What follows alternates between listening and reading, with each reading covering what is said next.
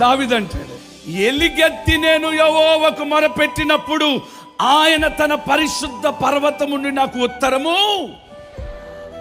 పర్వతం సియోను, పర్వతం దేవుని మందిరం, పర్వతం ఉన్నతమైన స్థలం. పర్వతానికి సాతానుగాడు ఎక్కలేడు, అది మహిమ కలిగిన స్థలం.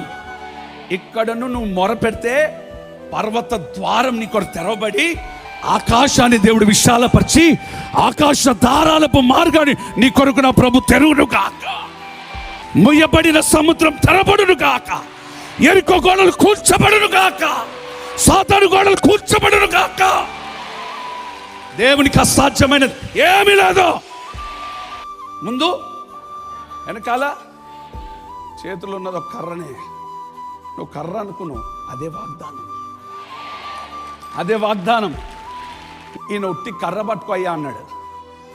నేను నచ్చినవారన్నయ్యా, నాకు షేక్ వస్తుంది. పట్టుకోరా బాబా,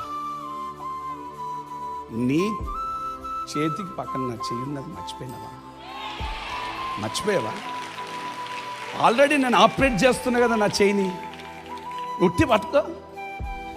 నేను పట్టుకుంటే అదే అవిశ్వాసం. నత్తినోరోడి నుంచి ఇంతో బాధ నాకు. అది ఎందుకు బాబా? పట్టుకో. పక్కన ఒక చేతి ఆపరేట్ అయిపోయింది. ఎవరి చేతి? నా ప్రభు చేతి కురచ కాలేదు, నువ్వే కాలేదు. God is going to do wonders in your life. Wonders in your life.